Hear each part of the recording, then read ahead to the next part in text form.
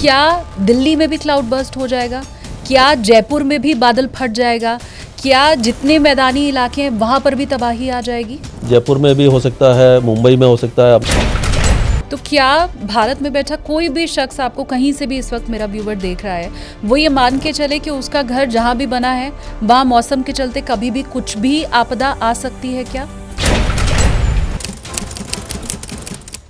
Hello everyone, अपनी कुर्सी की पेटी बांध लीजिए क्योंकि आप देखना शुरू कर चुके हैं take off with SKT. SKT यानी कि मैं शालिनी कपूर तिवारी। मौसम अब डराने लगा है। उत्तराखंड का धराली हो, हिमाचल का कुल्लू हो, जम्मू हो या हम नॉर्थ ईस्ट की बात कर लें, इस बार मॉनसून हर जगह तबाही लेके आया। एक और बड़ी बात यह है कि मॉनसून अब अनप्रिडिक्टेबल हो गया है। स्काईमेट की रिपोर्ट आप देख लीजिए, यूएन की रिपोर्ट आप देख लीजिए, हर तरफ यही बात कही जा रही है। आज पॉडकास्ट में हम बात करने वाले हैं क्लाइमेट चेंज की, क्योंकि ये अब इंसानों को एक तरह से क्रैश लैंडिंग की तरफ आगे ले जा रही है। क्या सतर्क होने का समय आ चुका है? क्या अब भी अगर सतर्क नहीं हुए तो बहुत देर हो जाएगी, या बहुत देर वाली अलार्मिंग स्टेज पर हम पहुंच चुके हैं? सब आज समझेंगे। ये सारी बातें आपको समझाने के लिए मेरे साथ पॉडकास्ट में है। मैं फटाफट से बोर्डिंग पास भी दे देती हूं। वाइस प्रेसिडेंट स्काईमेट महेश पालावत जी, बहुत स्वागत है सर आपका। धन्यवाद। मैं क्लाउड बर्स्ट कैसे होता है, क्यों पहाड़ी इलाकों में होता है, ये सब आपसे समझूं उसके पहले मुझे लगता है हम में से हर किसी के मन में एक चीज़ ज़रूर होगी इस बार धराली की तबाही देखने के बाद, कुल्लू की तबाही देखने के बाद, कि क्या दिल्ली में भी क्लाउड बर्स्ट हो जाएगा? क्या जयपुर में भी बादल फट जाएगा? क्या जितने मैदानी इलाके हैं वहाँ पर भी तबाही आ जाएगी? देखिए, ये बादल फटना वही होता है कि एक इसकी डेफिनेशन ये है कि 1 घंटे में 100 मिलीमीटर या उससे ज़्यादा बारिश हो तो बादल फटना कहते हैं। मतलब हैवी डाउनपोर है, बहुत शॉर्ट ड्यूरेशन में अगर हो जाता है तो बादल फटना कहते हैं। तो अगर दिल्ली में भी होता है, ये जयपुर में भी हो सकता है, मुंबई में हो सकता है। आपने देखा था पुणे में हुआ था, पुणे में लेकिन एक हिली रीजन था तो वहाँ पे मतलब काफ़ी लोग हताहत हुए थे। हाँ। तो अभी जैसे अभी रिसेंटली हमने देखा कि 15 तारीख की रात या 16 तारीख की मॉर्निंग में जो मुंबई में बारिश हुई है 11:30 से लेकर के 2:30 बजे के 3 घंटे के बीच में 135 मिलीमीटर के आसपास बारिश हुई है। तो ऑलमोस्ट वो बादल फटने जैसा ही है। लेकिन प्लेन एरिया में क्या होता है कि जब बादल फटता है या बहुत ज़्यादा हैवी डाउनपोर होता है, आपने देखा होगा दिल्ली वगैरह में अगर 60-70 मिलीमीटर भी हो जाती है, यानी कि बादल फटने जैसी स्थिति नहीं होती, तब भी गुरुग्राम वगैरह आपने देखा था पूरा पानी पानी हो जाता है, वहाँ गाड़ियाँ फंस जाती हैं, दिल्ली में फंस जाती हैं। तो प्लेन एरिया में क्या होता है कि वाटर लॉगिंग हो जाएगी, ट्रैफिक जाम हो जाएगा, घरों में पानी आ जाएगा। जैसे प्रयागराज में अभी आपने देखा कि घरों में पानी घुस गया। हाँ। लेकिन लोगों की जान जाने की संभावना कम होती है क्योंकि परेशानी होगी लोगों को। लेकिन पहाड़ी इलाकों में इसका उल्टा होता है कि जब बारिश हैवी होती है तो वहाँ पर बहुत ज़्यादा नुकसान होता है। ये थोड़ा सा फ़र्क है, यानी बादल कहीं भी फट सकता है। हाँ। और उसका एक और कारण होता है कि बादल फटता क्यों है कि मतलब जो क्यूमुलोनिम्बस क्लाउड है, यानी कि जो गरजने वाले बादल होते हैं, उसका बेस होता है 3000 फीट के आसपास और उसका टॉप चला जाता है कभी 50,000 फीट तक। तो 10, 12, 15 किलोमीटर तक की ऊंचाई का अगर कोई बादल बन जाता है तो उसको हम एक तरह से कह सकते हैं कॉलम ऑफ वाटर होता है, उसमें बहुत ज़्यादा पानी होता है और हिली एरिया में वो कभी कभी ट्रैप हो जाता है, वो मूव नहीं कर पाता। मतलब कि क्या होता है पहाड़ों के बीच में हवा इतनी तेज नहीं होती जो उसको ड्रैग करके दूर ले जाए। तो जितना भी पानी है वो एक ही जगह डिप्लीट हो जाता है, तो वहाँ पर ज़्यादा नुकसान होता है। और अगर जैसे आप देखें कि प्लेन एरिया में आप डॉपलर रडार से उसको फॉलो करें, उस क्लाउड को, जो ठंडा क्लाउड होता है, आपने देखा हिसार से वो चला, मतलब हिसार में डेवलप हुआ और वो दिल्ली तक आया, बुलंदशहर तक आया। तो उसके बीच में वो 2 या 3 घंटे में जो उसने इतना ट्रैवल किया तो वो जितना पानी था उसके अंदर वो सभी जगह डिस्ट्रीब्यूट होता हुआ आया। तो कहीं 40 मिलीमीटर हुई, कहीं 50 मिलीमीटर हुई, कहीं 30 मिलीमीटर, इस तरह से बारिश होगी। वही अगर पहाड़ पे वो नहीं मूव कर पाया तो वो 150-200 मिलीमीटर जो बारिश है वो एक ही जगह पर 30-40 किलोमीटर के दायरे में हो जाती है, तो वहाँ ज़्यादा नुकसान होता है। लेकिन मैं फिर से आपसे पूछ रही हूँ कि दिल्ली में भी बादल फट सकता है, जयपुर में भी फट सकता है, पटना में भी बादल फट सकता है, पूरे इंडिया में कहीं भी फट सकता है बादल, क्योंकि ये जो क्यूमुलोनिम्बस क्लाउड बनते हैं ये मानसून में कम बनते हैं, लेकिन पहाड़ों पे क्या है कि वो जो बादल हैं काफ़ी ऊंचे बन जाते हैं और वहाँ पर ये बादल फटने की संभावना ज़्यादा रहती है। लेकिन ये प्री मानसून जो सीज़न होता है उस समय जो होता है, आप कह सकते कि मई और जून में मानसून आने से पहले उस समय बादल फटने की संभावना रहती है। और जो हैवी डाउनपोर होता है वो कहीं पे भी हो सकता है, किसी भी इंडिया के किसी भी राज्य में या किसी भी ज़िले में हो सकता है। अभी हाल फिलहाल में जितने भी पहाड़ी इलाकों में जी। क्लाउड बर्स्ट हुआ है, उनमें किसी का भी प्रेडिक्शन क्या पहले से था? देखिए, क्लाउड बर्स्ट का प्रेडिक्शन बहुत ज़्यादा मुश्किल है। अगर आप दिल्ली में डॉपलर रडार में आपने देखा कि हाँ ये बादल है और इसकी जो हाइट है यानी टॉप है वो काफ़ी ऊंचा है, और ये आप बता सकते हो कि हाँ ये बहुत हैवी रेन देगा, लेकिन ये बादल फटने वाली संभावना है या नहीं है ये बताना बहुत मुश्किल होता है। लेकिन ज़रूरी नहीं है कि आप ये बता पाओ कि बादल फटेगा या नहीं फटेगा। अगर आपने ये प्रेडिक्ट कर दिया कि ये 100-150 मिलीमीटर की बारिश दे करके जाएगा, तो ऑलमोस्ट वही है कि बादल फटने जैसी संभावना है। तो वो आपको नाउकास्ट में ये डॉपलर रडार जो होता है वो उससे आप ये थंडर क्लाउड को ट्रैक कर सकते हो और बता सकते हो अगले 3-4 घंटों में किस इलाके में हैवी रेन होगी। लेकिन पहाड़ों में एक परेशानी ये है कि वहाँ पर जो डॉपलर रडार की डेंसिटी है वो कम है। अच्छा। उत्तराखंड में कम से कम 10 चाहिए, उतने ही 10 के आसपास हिमाचल में चाहिए, जबकि 3-3 रडार है डॉपलर रडार। और उसमें भी प्रॉब्लम यह है कि एक अगर डॉपलर रडार आपने लगाया तो हिली टेरेन के कारण क्या होता है कि ये रडार किस तरह से काम करता है, जैसे नॉर्मल रडार करता है वैसे ही काम करता है। ये रेज को छोड़ता है और कोई भी सॉलिड ऑब्जेक्ट है उससे वो टकरा करके वापस आती है और उसकी इमेज बन जाती है, तो आपको पता लगता है कि यहाँ पर ये बादल है। और ये जो थंडर क्लाउड होते हैं इसमें जो आइस क्रिस्टल होते हैं या पानी की बूंदें होती हैं वो एक तरह से सॉलिड चीज़ है, उससे टकरा कर आता है, जब रेज वापस आती है तो उसकी इमेज बन जाती है। इससे हमें पता लगता है कि यहाँ पर ये हैवी रेन हो सकती है। लेकिन क्योंकि वहाँ पर पहाड़ी इलाका है तो उसकी रेज जो है वो पहाड़ों से रुक जाती हैं, क्योंकि जगह जगह पर ऊंचे पहाड़ हैं। तो कम से कम शॉर्ट जो रेंज वाले 50 किलोमीटर की रेडियस वाले 10 या 12 रडार अगर लगते हैं तो उससे आपको बहुत जल्दी आप बता सकते हो कि हाँ इस जगह पर बारिश हो सकती है। और उसमें एडमिनिस्ट्रेशन को बताना ज़रूरी है, ग्राम पंचायत या जो लोग बिल्कुल ही ग्राउंड लेवल पर लोगों को आगाह करना बहुत ज़रूरी है कि इस तरह की इंक्लीमेंट वेदर हो सकता है, आप सुरक्षित स्थान पर चले जाएं। लेकिन क्योंकि रडार इतने नहीं है तो ये मुश्किल है। दोनों ही जगह 10 की ज़रूरत है और आप बता रहे हैं मात्र 3 है हमारे पास। 3 है और कभी कभी उसमें भी कोई रडार अंडर मेंटेनेंस है या काम नहीं कर रहा। अभी जब ये हुआ था, दराली का हुआ था, उस समय 1 या 2 कार काम कर रहे थे, एक नहीं कर रहा था। और अगर वो कर भी रहा होता तो आपका ये ज़रूरी नहीं है कि उस एरिया को उसने कवर किया हो। और अगर कवर कर भी रहा है तो जो आपका मीटरोलॉजिस्ट है या जो भी साइंटिस्ट है वो देख रहा है उसको, लेकिन उसको उस इंफॉर्मेशन को विदिन 3 आवर्स या 4 आवर्स जब तक आपको मालूम है कि होने वाला है तो उसको आपको कम्युनिकेट भी करना है और वहाँ की लोकल एडमिनिस्ट्रेशन को करना है जो ग्राउंड लेवल पर करें। ये कम्युनिकेशन एक चैनल बनना बहुत ज़रूरी है कि आपने बता तो दी, आपको तो मालूम है कि मैंने देख लिया या स्काईमेट वालों ने देख लिया कि हाँ ये यहाँ पर बहुत हैवी रेन हो रही है, हमने आर्टिकल लिख दिया या एक वीडियो बना दिया तो वो तो जाएगा, समय लगेगा, तब तक तो काम हो चुका होगा।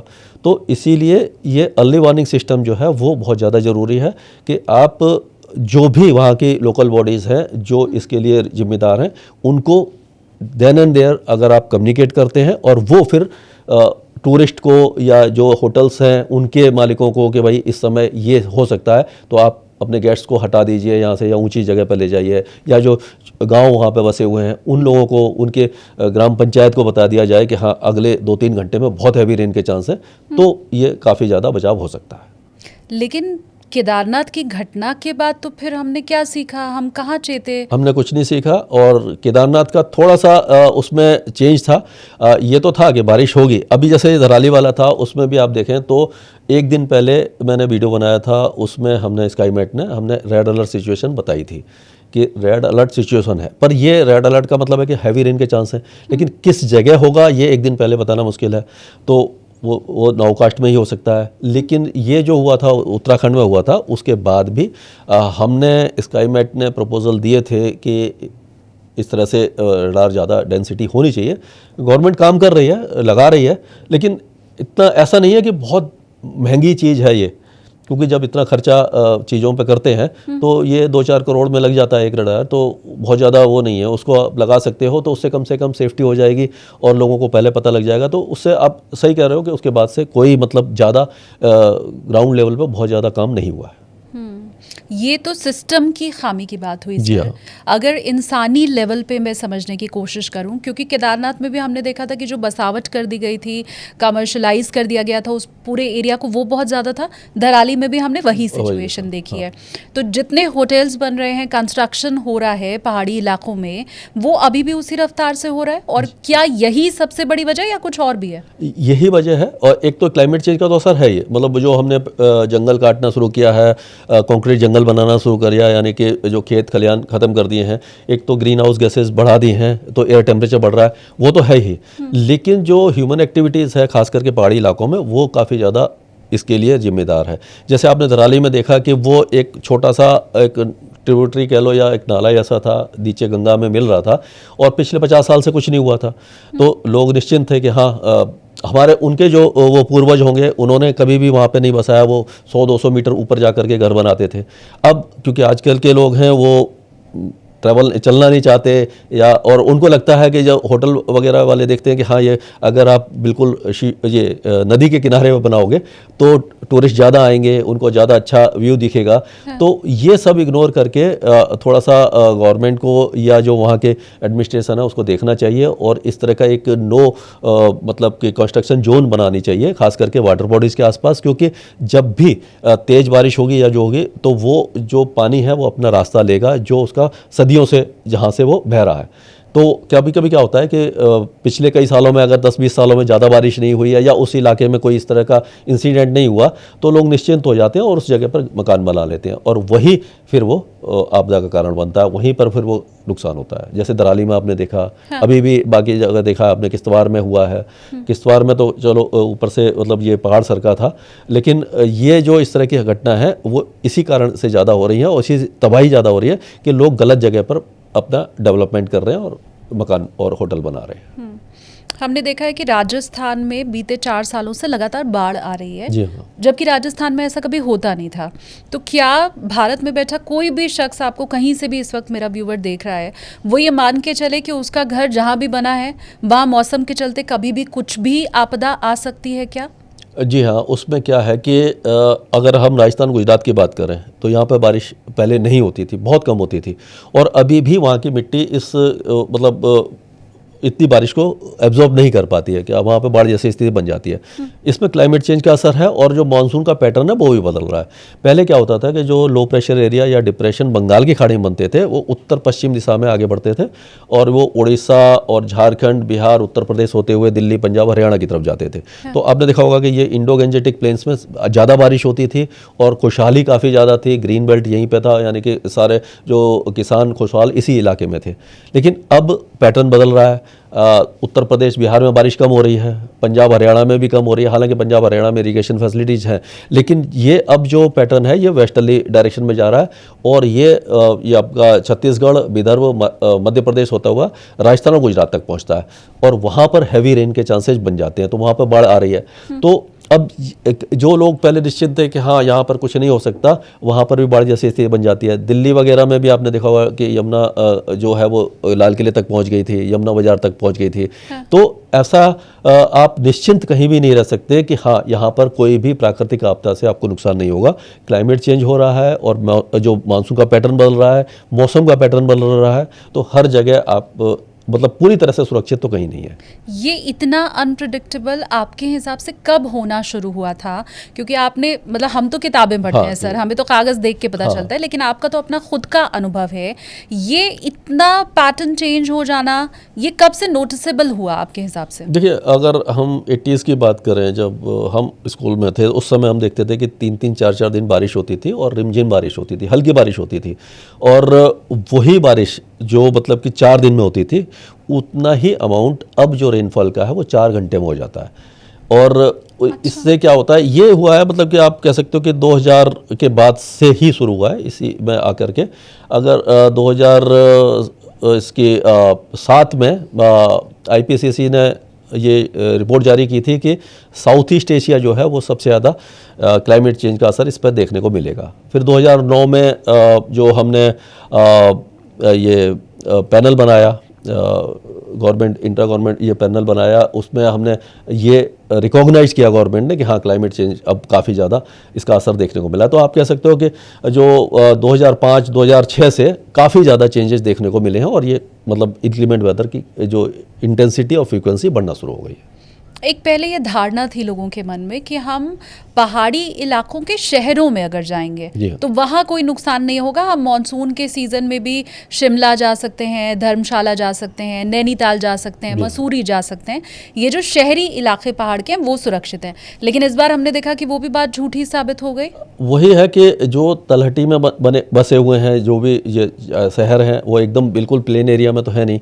तो अब क्या हो रहा है कि जैसे हमने एक तो अनप्लान डेवलपमेंट करना शुरू कर दिया, वहाँ पे मल्टी स्टोरी बिल्डिंग बनानी शुरू कर दी और पहाड़ों को काटना शुरू कर दिया। जब जंगल कट रहे हैं तो जो मिट्टी है वो लूज होना शुरू हो गई और जब जैसे हैवी रेन होती है, 2-4 दिन बारिश हुई तो वो ज़मीन सैचुरेटेड हो जाती है, उसके बाद वो पानी को ऑब्जर्व नहीं कर पाती। तो जब ज़्यादा और बारिश होती है तो पहाड़ कटना शुरू हो जाते हैं और उनका असर वो नीचे जो बसावट है वहाँ तक पहुँचना शुरू हो जाता है। तो अब आप कह सकते हो पहाड़ी जो इलाके थे एकदम जो पहाड़ों पर जो चीज़ें बनी हुई थी वो तो असुरक्षित है ही, लेकिन अब आपने देखा धर्मशाला वगैरह में, शिमला, कुल्लू, मनाली, इन सारे इलाकों में बाढ़ जैसी स्थिति बन जाती है। लैंडस्लाइड होता है तो होटल वगैरह सारे बहा करके वो ले जाता है। तो यही है कि अब ये जो इंक्रीमेंट वेदर इतना बढ़ रहा है और हमने जो अनप्लान डेवलपमेंट किया है उस सब का खामियाजा हमें भुगतना पड़ेगा। मैं एक चीज़ और आपसे समझना चाहूँगी सर, एनडीएमए और आईआईटी रोपड़ की रिपोर्ट ये बताती है कि जो हिमालयी रीजन है वो सबसे ज़्यादा वनरेबल है। मैं ये समझना चाहती हूँ कि अगर इन इलाकों में लैंडस्लाइड और क्लाउड बर्स्ट की सबसे ज़्यादा घटनाएं होंगी तो वो एरिया कौन कौन सा होगा, क्या आप वो हमें समझा सकते हैं? देखिए, क्योंकि ये जो हिमालय है वो विश्व में सबसे नया पर्वत है और ज़्यादा ऊँचा है। अगर यही अरावली हिल्स में होता है तो अरावली हिल्स ज़्यादा इतनी बड़ी नहीं है और उसमें लैंडस्लाइड वगैरह मडस्लाइड की संभावना कम रहती है। जहाँ ऊंचे पहाड़ हैं और वहाँ पर जो भी आप कह सकते हो उत्तराखंड है, हिमाचल है, जम्मू कश्मीर है, ये जो इलाके हैं, लद्दाख में जो है वहाँ पर इतनी बारिश होती नहीं है तो वहाँ पर ख़तरा कम है। उधर पे थोड़ा बहुत पत्थर सरकते हैं या ड्राई है, वो एक तरह से कोल्ड डेजर्ट कह सकते हो आप उसको। लेकिन ये जो इलाके हैं जो उत्तराखंड और हिमाचल, ये सबसे ज़्यादा ख़तरनाक है, मतलब इसमें सबसे ज़्यादा खतरा है। जम्मू कश्मीर के भी कुछ इलाके हैं वहाँ पर एवलांच ज़्यादा होता है, मतलब कि बर्फ़ ज़्यादा गिरती है। तो ये एक तरह से एग्जैक्ट आप डिस्ट्रिक्ट वाइज तो नहीं बता सकते कि किस जगह पर ज़्यादा खतरा है, लेकिन ये सारे जो हैं पहाड़ हैं, ये एक तो नए पहाड़ हैं, ऊंचे पहाड़ हैं और यहाँ पर जब लैंडस्लाइड ऊंचे इलाके से शुरू होती है तो वो नीचे तक आती है। और यहाँ पर आप देखा होगा कि गंगोत्री वगैरह या और ऊपर जाएंगे तो वहाँ ग्लेशियर हैं ज़्यादातर, हिमाचल और उत्तराखंड के ऊंचे पहाड़ों पर ग्लेशियर हैं। और जो गर्मी बढ़ रही है, जो ग्लोबल वार्मिंग हो रही है, उसके कारण ग्लेशियर भी पिघल रहे हैं। तो कभी कभी क्या होता है कि ग्लेशियर के भी बड़े बड़े टुकड़े जब गिरते हैं तो वो भी लैंडस्लाइड का, बिना बारिश के भी लैंडस्लाइड का कारण बन जाते हैं। तो ये सारे एरिया जो हैं आपके दोनों जो स्टेट हैं काफ़ी ज़्यादा इस जोन में आते हैं।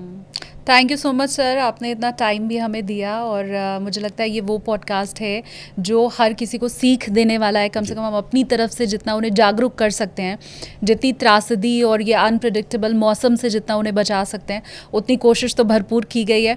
अब इससे लोगों को क्या सीखना है, क्या समझना है, उनका टेक अवे क्या है, वो मुझे लगता है मेरे व्यूवर्स बेहतर जानते होंगे। कॉमेंट सेक्शन में आप हमें बता भी सकते हैं कि आज आपने महेश सर से क्या सीखा है, आपका टेक अवे क्या है। Thank you so much sir इतना टाइम देने के लिए। धन्यवाद। Thank you.